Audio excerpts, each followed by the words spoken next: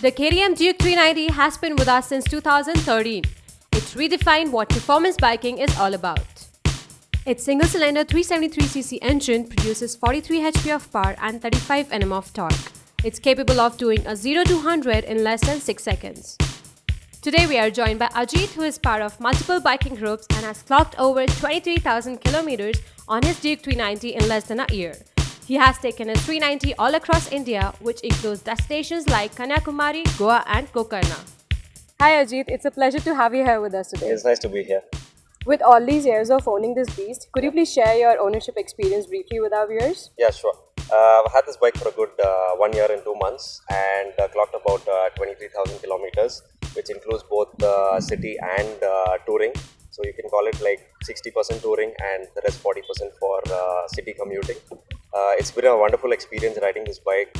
I would prefer this bike more for touring. The main reason being is the power. You can just tour on this all day long. It's really comfortable. And it's got a 373cc engine which keeps you going all day long without breaking a sweat. You can just clock 140, 150 and just keep cruising all day long. And recently I did a trip during the New Year's Eve, which was about 1800 kilometers, and the bike gave me zero issues. I totally enjoyed the ride and I'm glad that I picked up this bike for my daily use and touring. And how about the other aspects such as comfort, stability and handling of this bike? When it comes to comfort, in the city it's really comfortable. There's no issues of you getting a back pain or your elbows because you've got the upright handlebars, it's wide.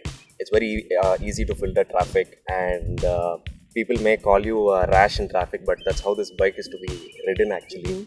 And when it comes to highway riding and comfort, some people may complain that the seat is a little hard, but it's just a matter of time you get used to it.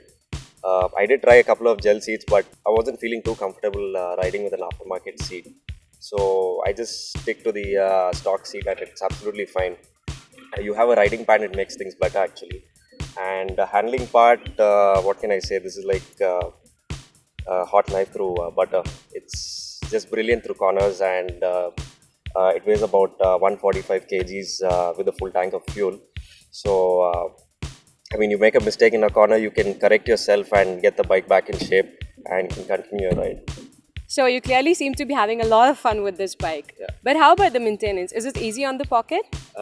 Yeah, very much. I haven't spent anything more than 4,000 or 5,000 rupees on a service. The major expense was just the tires, which I had to get it changed, which cost about five and a half for a rear and 4.5 for the front. So that's barely about 10,000 bucks. The tires would last a good 25,000, the Michelin's.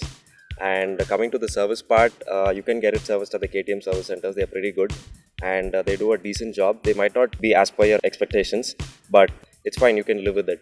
And each service wouldn't cost you more than 3,000 rupees unless you have anything major in the bike, which I'm sure the bike wouldn't give any issues in the long run. So do you say that this bike is perfect in every manner, or do you have any recommended modifications which could make this bike even better?